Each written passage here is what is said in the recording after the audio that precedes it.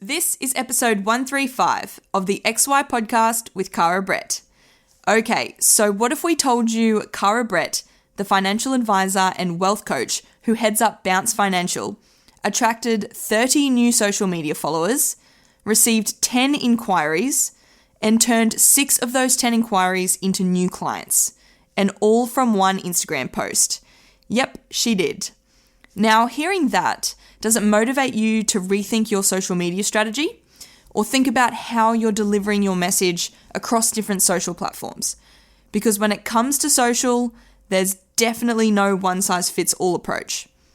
What works on Instagram may not necessarily work on Facebook, and what's working on your website and blog probably isn't going to have the same effect on your Twitter account.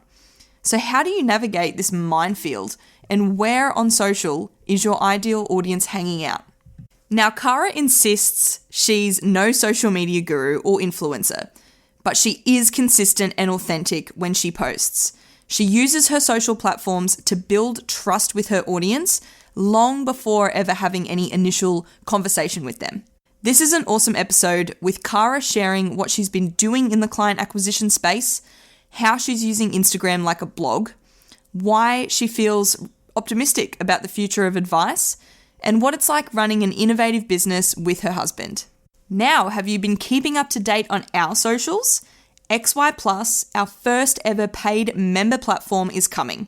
To learn more about what it means to be part of XY Plus and to register as a founding member, head on over to xyadvisor.com/foundation membership. Again, that's xyadvisor.com/foundation membership. As you scale your advice business, are you frustrated with the amount of compliance, paperwork, and staffing issues? Virtual Business Partners specializes in helping financial services firms in 4 areas: admin, paraplanning, bookkeeping, and marketing. Virtual Business Partners work with you to get your business offshore ready. This includes identifying what tasks need to be done locally and what functions can be managed offshore. Advisors find they can reduce back office costs by between 50 and 75% and significantly improve their task turnaround times. For more information, go to virtualbusinesspartners.com.au. Miss Cara Brett. Hello. How good is this to have you on the podcast? Yeah, I'm excited. It's cool. Yeah. I've been listening to you since the start. You're still listening? Yeah. Wow. Yeah. I'm flattered. I'm a huge podcast person, so listening to industry. Are you saying stuff. that you just listen to anything? No, I am particular. I do have particular ones. I've got 3 genres that I'm interested in. Okay, what are they? Financial planning, obviously. Okay. Mm-hmm. CrossFit. Yes. And like nutrition and exercise science. Nice. Obviously, those 3 go together. Yes. Yeah. Oh, I think they do. I've got a few questions, I reckon. I want to hear how you're sort of starting to weave that stuff into your business, because I know you like to bring it in. Mm-hmm. But so the financial planning stuff, is it, so you're finding, I get in 2 minds around the podcast. Like, we used to really be about going, let's make sure we get every drip of value of like tips and tricks and stuff that we can get out of someone. And then it's sort of, we've gone back to the whole like unstructured, let's have a chat to Cara, see what she's up to, what's going on. Yeah, I generally like general conversations because then you get the authenticity out of it. So We were just talking about more scripted sort of activity. It's a bit constraining, isn't it? Sort of. Yeah, yes. I have done scripted podcasts and it's really weird. Yeah. So, yes. Well, I will try not to swear today and we'll... No, we actually encourage that. That's okay. Yeah. Okay, cool. It's we should probably put PG on the podcast, but somewhere in the disclaimer, I'm sure it's covered. Cool, no problems. So you're just saying you're pretty busy. You got a holiday coming up. Where are you heading to? Bali. Nice. So yeah, we're going to Bali on Saturday, and I was just saying that if you want new business, book a holiday, because honestly we've had so much inflow in the last couple of weeks. So it's really just trying to get it all sorted, make sure Jenny, who is our offsider, is just taking care of stuff for us while we're away. Hopefully we don't have to log on too much, but a little bit. Yeah, is it sort of, do you like to like disconnect? Is that sort of your... I'm going to say yes and no. I will check to make sure everything's okay, because I genuinely just love my clients and want to make sure nothing bad's going on. But, I'll check in then I'll do the rest of the day, do whatever it is I want to do. Mainly eat food and relax by a pool is the general plan that I have for it. So is this an all-inclusive adventure? No, just one of those, what are they, the villas? Yeah, yeah, nice. Private villa. So, nice. Yeah. Not necessarily as much sightseeing, more... Chilling. Yeah. Yeah, cool. Well, it's a good thing the internet's pretty good over there, so... yeah, great Wi-Fi. So you can... That is kind of part of my requirement these days, is make sure I have Wi-Fi. Make sure the business is not dying. Yep. Yes, especially because the other advisor happens to be my husband. So... Yes, it does make it tricky. There is nobody looking after it when I'm away. That's a lovely segue into a space I wanted to go on what it's like, not just working with your husband, but running the business with your husband. How's that been? A lot of people ask us or ask me, and it's like amazing. Yeah, I love it. Most people don't really realise this, but it was a very strategic choice to start the business for us. And whilst I started it and I grew it, we did it as a team. So it was always the plan to bring him on. It's just that I was the one with the skill set to grow the business and start it. Okay. So it's amazing. Yeah. So Ben, his background was Lawyer. Okay. Financial services lawyer. Well, with the way advice is these days, it's probably a better preparation than going through a finance degree. It's really handy to have an in-house lawyer, I can tell you that, yeah. Right, those disagreements with the compliance department? Or? No, never. But more, think about, he's done things like write insurance policies. Oh, wow. He comes from an insurance background in litigation. So when it comes to insurance claims and if they're ever contested... All right, Ben. This is yours. Let's bring in the legal speak and give him a bit of a scare. I mean, we've never really had too many issues, but it's good to have someone on your side. It makes a big difference. I imagine there have been other advisors who have had to run claims through solicitors, maybe. Well, there's a couple of guys I've come into contact over time where they're specialists for financial advisors. And I've had good chats with them. I was trying to get them to do a course for XY Advisor because I think it's really useful. But from my understanding there is it is really like you can get such different outcomes by understanding more of the sort of how to navigate what they and what sort of to take literally and what to really go, well, that doesn't matter. Like that's outside of your code sort of thing, even though you've got the wording there. And, I've been with a lawyer now for 10 years, so I've definitely got ingrained into it, the things that you need to be thinking about and doing. Obviously, I'm not a lawyer. Ben does take over this sort of stuff. But the way they see the world, or legally it sees the world, and the way we see the world are slightly different. And so having that oversight from him, as well as obviously the advice piece from me, I think is a really good combo. On that side of it, but also just general business side. We have business. We have different strengths. It's really good, contract wise. All right, Ben, here you go, do that. And like I said, I was responsible for building the business for the first 4.5-5 years.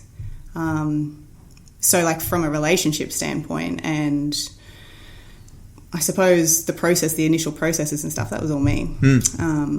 He's come in and clean shop a little bit, which is nice. Yeah, so, sort of. Yeah. If you bring in, you're on the sales front. You're gonna be with the people. Everything else can sort of get taken care of, and obviously, Ben's jumping in there. What's going on with the education side of things? Because obviously he's a bit. Has that been a plan as part of it? Has he done the education, or is it he's got to condense a bit more now and get a lot of stuff done? What's the? Okay, so strategically, again, surprisingly, we did things strategically.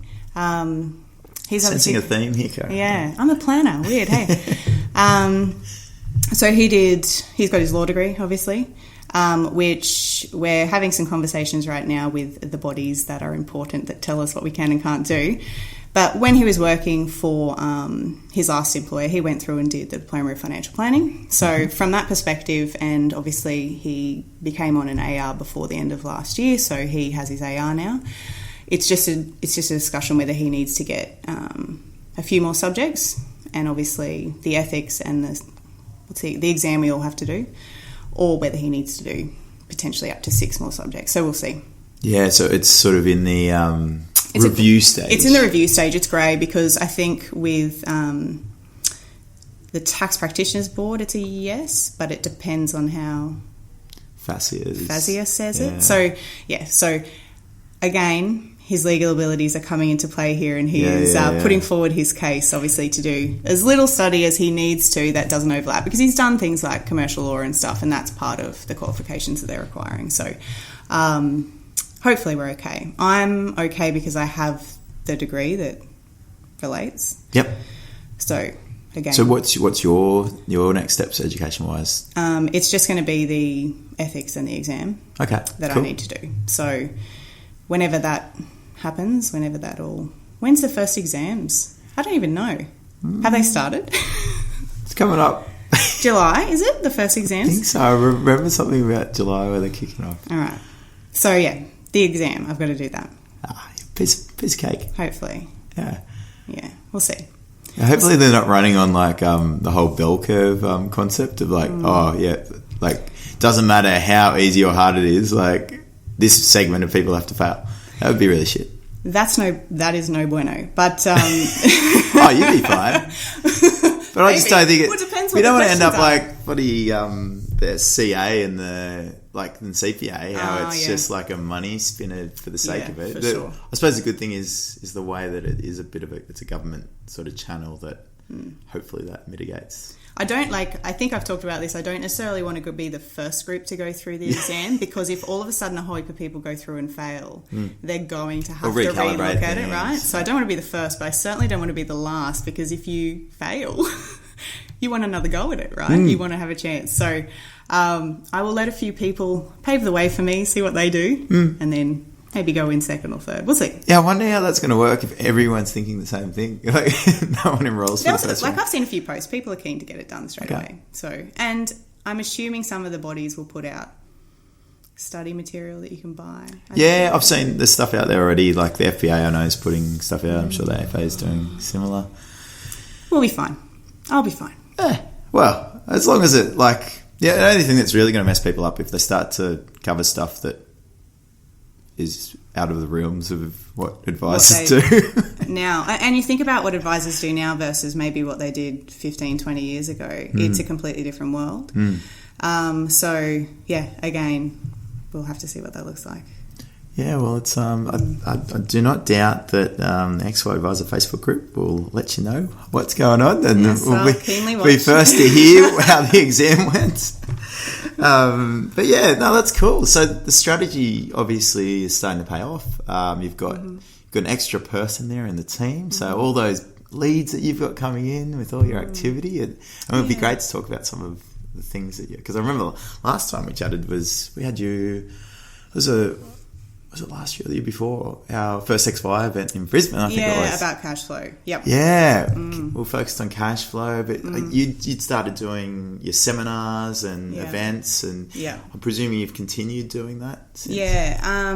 Yeah, we definitely, for the last few years, have definitely done, we call it Money Night, obviously very creative, but it was more sort of based on that practical budgeting side of things, which... from my perspective and the clients that I deal with, they sort of say, yes, do super insurance investments. That's cool. But actually what I want to know about is how to manage my money. And so when you listen to your target audience as to what they want and you start putting out the content and, the events and stuff, we ran a whole heap of those over the last 2 years, sold out every single time. Always got clients from it as well. Good PR, all the bits and pieces. So from that perspective, we did a lot of that. I haven't done any this year, but to be honest, we have had so much new inflow that it hasn't necessarily been required at this point in time. Where are you said there's a lot of people on your plate at the moment. Where are they coming from? Two main places. One is my current clients, so... Yep. Everyone sort of has that, and if you have good clients that are happy, then happy days. And I would say probably the next biggest one is Instagram. Damn. Yeah. So social media, but Instagram is... Is this the business one or just the personal one? The business one. I don't think I've had any through my personal. No, business one. Okay, cool. Yeah. And what sort of things are you... I guess because obviously now it's not just you, it's Ben. Are you adjusting that image? Because I remember when it was a very female-oriented image that you had previously that you kind of there was probably a feminine slant, I would say, but I specifically there was a few strategic plays on this. One was not making it my name. I didn't want it to be Brett Financial or anything for a number of reasons. So we had its own brand on itself. And yes, it probably lends itself to be a bit feminine, but not too feminine that it tend to scare guys away. So you're maintaining that sort of branding leaning towards the female market? I think it probably slightly leans towards it, but I think because our target audience is, couples and professional couples, yep. A lot of the time the woman is the one who will reach out to me first.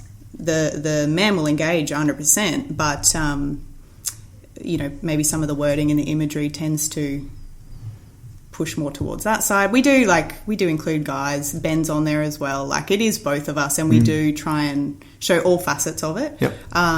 So that's been intentional as well. But what sort of things are we talking about with Instagram, and what's been working? What do you feel has been resonating? We essentially use Instagram as a bit of a blog now these days. So the static page, and I'll talk about Instagram stories because I think that's completely different. But the static page is almost like a blog, and I think about the topics I'm talking about with clients at any point in time. So what did I put on this week? So maybe something about managing maternity leave. Okay. There's an image that might relate to that, and I'll do 3 or 4 paragraphs in there, not too long, but enough that people are getting some value and some content out of it. And it's basically saying, these are the things that you need to consider in this area because this relates to you for this reason. And so that's kind of happening, most days. There's something relating to my target audience, and you can recycle that stuff. You just write it differently. It's all relative. And then Instagram stories is a bit more raw, as I suppose for everybody it is, but it's more if I'm on the go and I have just had a chat with someone about something, and I'll be like, oh, just talked about this. Here's this thing. Awesome. Let us know if you've got any questions about it. Yeah, cool. So a client conversation and just it could be a client conversation. And you're that was obviously what I just said was really valuable. Let's talk about what the situation was and then what we did to... So we do stuff like that. We'll also just, post fun things. So, we like to celebrate client wins and things too, right? Without outright naming them because not everybody necessarily wants to be named on social media. But, if something awesome happens or, one of my clients is a professional athlete and they won the basketball. I'm obviously not a basketball fan. So it's awesome, celebrate them. Say, hey, good job. Put a shout out to them. Small business owners that we have as clients, we'll share their partnership stuff. Sort of thing, yeah. Yeah, and just I think for us it helps us to display our personality. Mm-hmm. And because, from our perspective, the financial planning game is more of a relationship game now than it is the technical side, from an outside perspective anyway. It allows them to understand the type of people we are. So by the time they contact us, they already are pretty keen to engage with us because they know if they like us or not. That is... I wish I had you in that last podcast. I was actually chatting to Nick, a video specialist, and that podcast will be out. But we were actually talking about that exact thing. I was like, so have you seen people do it as a journey, as part of the validation journey? Because it's you. It's almost what it's doing is allowing people to self-select because people get worried about, how they're going to look, how am I going to appeal? But that's who you are when they get there. So if they don't it's a way to get rid of people that aren't going to resonate with you when they get in. It's amazing. Is that how you found 100%. So at one point, one of my clients who has a small business, she did a shout out. I never asked her to. She just goes, here's my amazing financial advisor. She's awesome, right? So awesome, great. From that, we ended up getting, let's say 30, 40 new followers. Now, for a financial planning firm, that's pretty big. No one follows a financial No, that's right. It's boring. But then from that, I got 10 inquiries. Damn. Direct messages via Instagram. And from that, 6 of them converted to clients. Wow. So it's the power of, I suppose, one, being able to show your personality, but that whole, and I know it sounds a bit wanky, but the Instagram influencer. I didn't engage her as an Instagram influencer. She's just one of my clients. I did a good job for her and she was happy. So she told the people who follow her. She has a big following. It just so happened to transpire that because of that I got clients. That's fantastic. And so if you're like, for me, it's just continuing to be consistent on there to show your personality. And that's that social bit that you're talking about there as well, when you're interacting.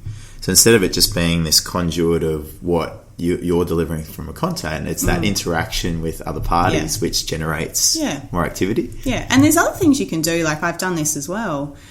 Let's say you've got a referral partner or even just someone in business, and they've got something that's really interesting.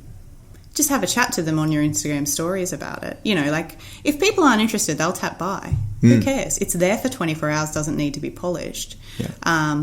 But exactly like you said before, by the time someone's reached out to me, they've already decided if they like me or not. You've got enough content out there about you.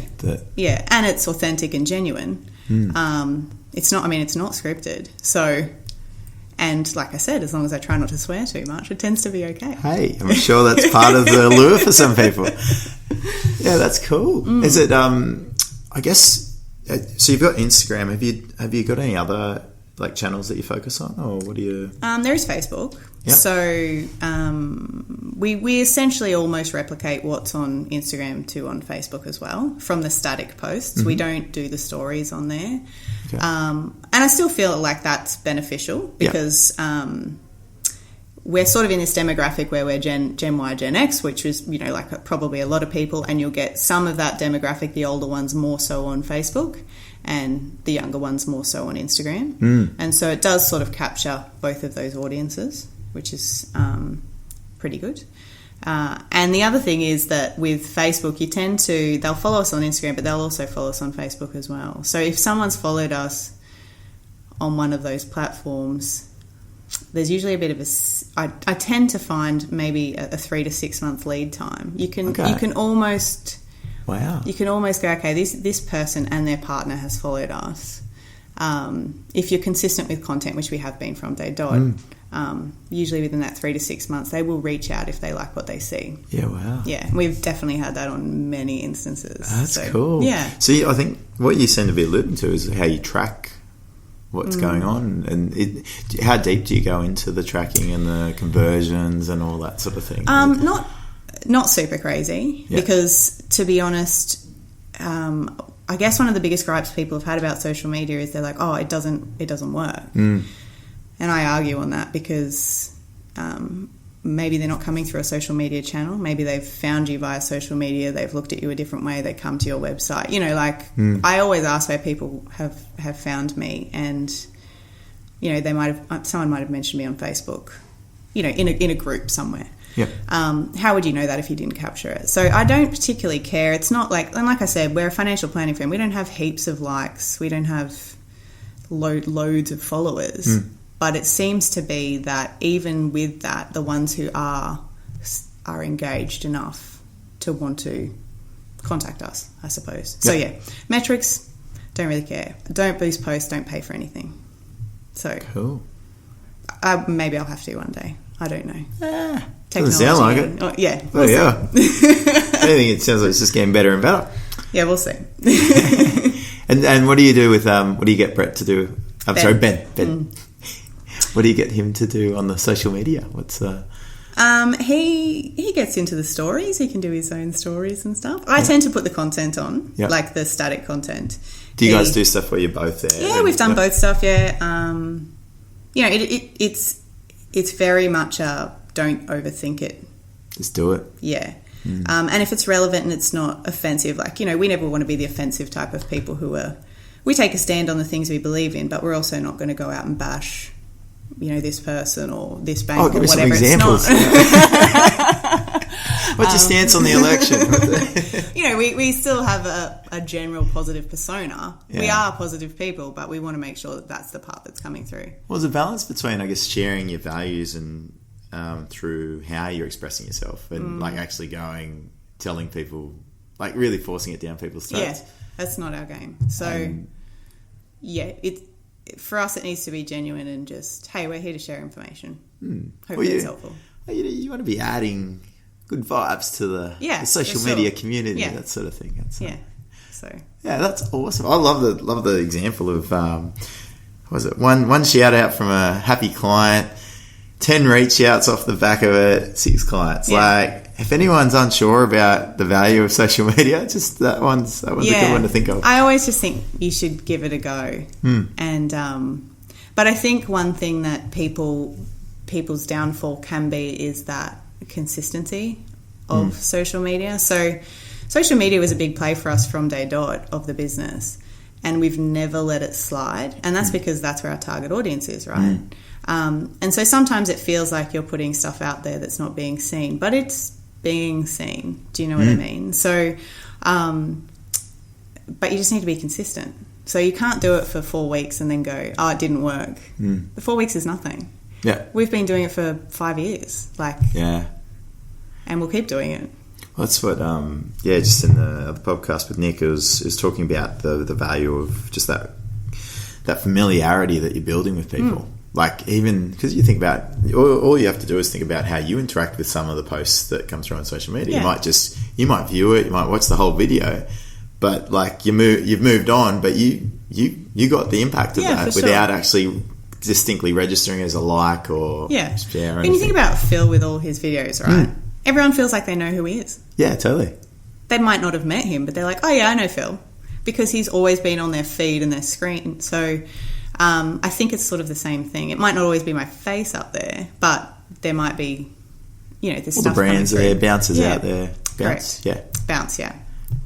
Do you have any jingles that you've got for your videos? Or No. Just thought I'd ask. Yeah, cool. Well, that is awesome for that to be going well for you. The other thing I'm pretty keen to hear about a bit more is because like health is a big thing for you, and how that started to incorporate into your business. So, like a lot of people are talking about how relevant. How simple, like everyone always goes, oh, advisors are like personal trainers, and you get these analogies that go through, and how much finance relates to health and all this sort of stuff. And there's so much overlap going on with the way that you deal with these behaviours, but also and the methodology and the content and the coaching. You're right. Health is a big thing for me. I've not particularly gone into that as a niche in terms of the clientele. I mean, in any community you're a part of, you will attract people. So, I have people coming from my gym and whatever. And because I'm the type of person who is into health and fitness, and that comes through in either my personal social media, but even some of the business stuff, I will, put it out there because it's who I am. Then I tend to attract a lot of people who are thinking the same things. For me, I'm a financial planner, but it's going, all right, what do you want to achieve out of your life and how can I help you get there financially, right? That's the way I see it. But you're definitely putting up those parameters around it. You're not letting it reach over into these other areas. No. Yeah. I'm I want people to achieve their goals, right? So that whole goals-based advice thing, that's my jam. And most of them will have a financial impact. But if they're stoked to aiming to do their first pull-up, great. I'll be there cheering you on the whole way. But, that's just because I want you to do cool things with your life. Yeah, it's support. But I think it more than anything, it's not like I'm advertising in there. I think just because that's the type of person I am, that people are attracted to me in that zone. Yeah, I just think that whole parameters of going, this is the space where I'm adding value to. Yeah. And anything that falls out of that, I'll talk to you about it. I'm supportive of it, but it's not part of my service. No. Do you bring in other partners and referral partners around that space? So nutrition, any of that sort of stuff? We sort of have, so we have I suppose a catalogue of people, businesses that we know, like and trust, right?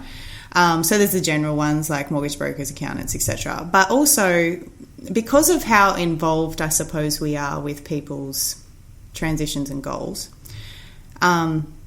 they will ask us if we know people. And because if you're in, the business community in any town, so in Brisbane, I want to make sure I know a lot of people in different things. So if someone asks me, hey, do you have a good dietitian? I'll be like, yeah, I actually do. I worked with one and this is the person's contact details. I can recommend them. But I wouldn't necessarily be like, oh, you said one of your goals is to do this. here's my dietitian. It's more of a, I know people, and if you want to know this, then great, I'll talk to you about it. Yep. What do you do with those guys? Because I think this is one of the biggest challenges around where advice is getting to with like all the change that's come through, and it's obviously fascia and what they're focusing on is around, and what ASIC is focusing on. There's that tangibility requirement that's coming in. It's sort of like some of these sort of objectives that fall outside that clear financial scope. Sort of how do you deal with it? Because I think a lot of, like, I always found that quite challenging. And I always looked at some of those things. I'm like, geez, I really want to. That's going to add so much value to their life, and supporting them on that, and looking at how I could shape my service to help with that goal. Yeah. Like, it's just, how do you deal with it? Because it's interesting, isn't it? Because I think we come from, most of the time, whenever we'd made a recommendation, there was usually a product that related to it. And so a lot of the stuff, the work that we do, there's actually no product recommendation with that.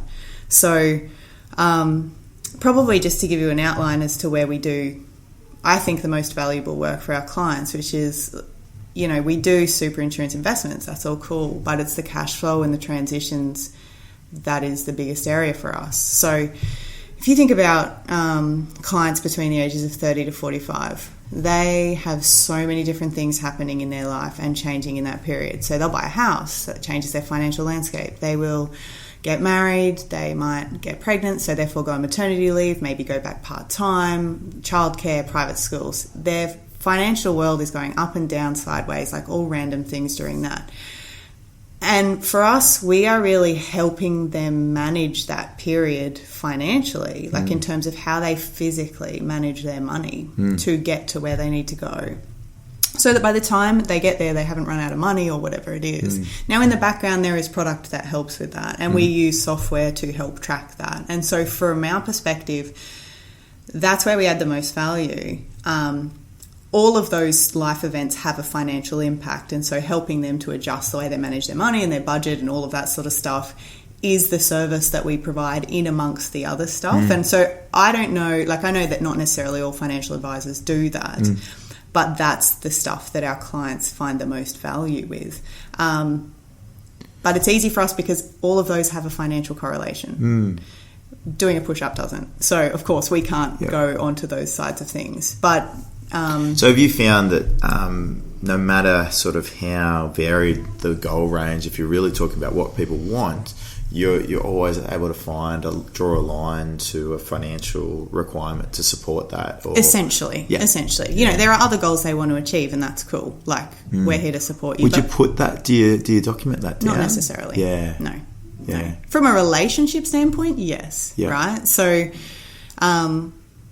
if I knew someone was, competing in an event in June, I would put it in my, system to bring it up so that in June I would contact them and see how they went. But that's just a relationship management thing. From a SOA and the way we document things, no. It would just be around the things that have a financial impact. Interesting. Yeah, no, I think that's you're really on the money in terms of where financial advice is. I think I'm just sharing my conundrum of wanting to sort of play into those spaces and go, that's a great goal. I really think that would be helpful for you. Let's do something for it. I know. My toolkit doesn't really support that. I know. Let's go with. Would you like some insurance? Exactly. I just actually told you about how I was saving for a house. Yeah. Cool. Of course, we're going to do insurance, but for me, I can put in place those strategies there. But if they were telling me that they wanted to run a marathon, I'm like, I can tell you some stuff, but I can't do it. You know. So. What's an example? So would you then draw it in? Okay, well, what are the costs that go into running a marathon, and that sort of breaking that sort of thing down? Or I wouldn't break it down like that. Yep. That wouldn't be. That's such a.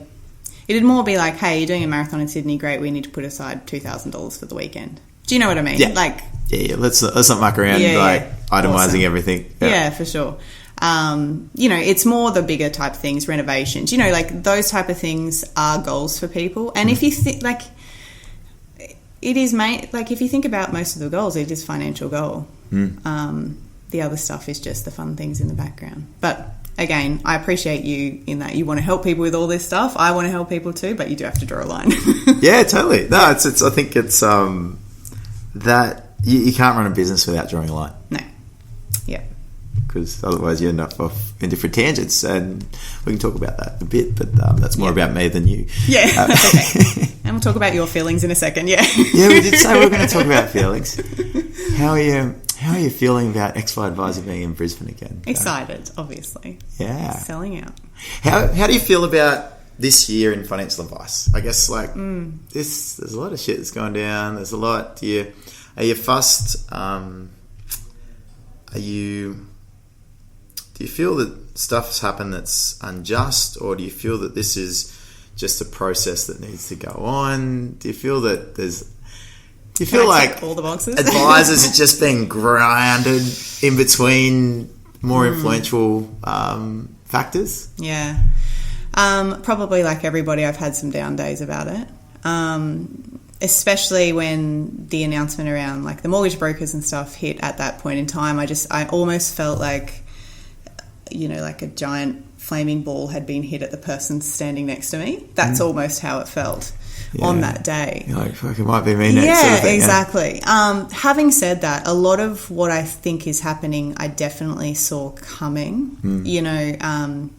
I did my degree back, I finished it in 2013, and that was before any talk about the degree, because I just felt like it was coming at some point. So I knew that education side would catch up.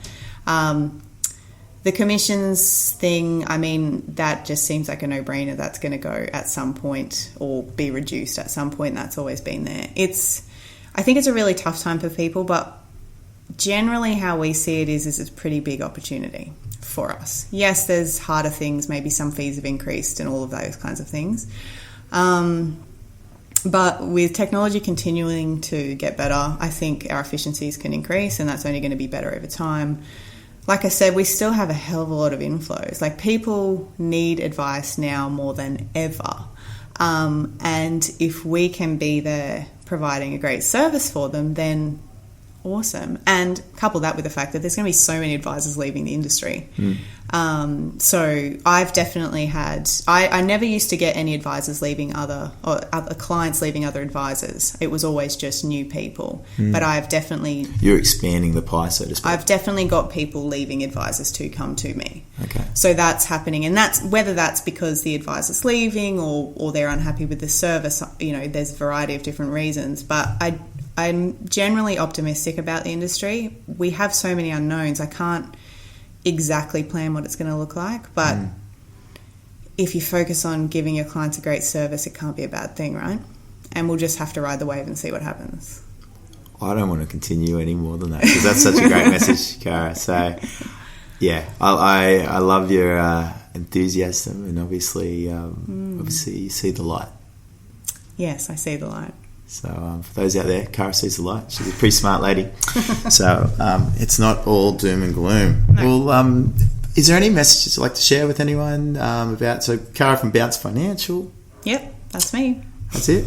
Look her up. If you want to copy what she does on social media, know where to find her. Yeah, it's open. I mean, you can see it all.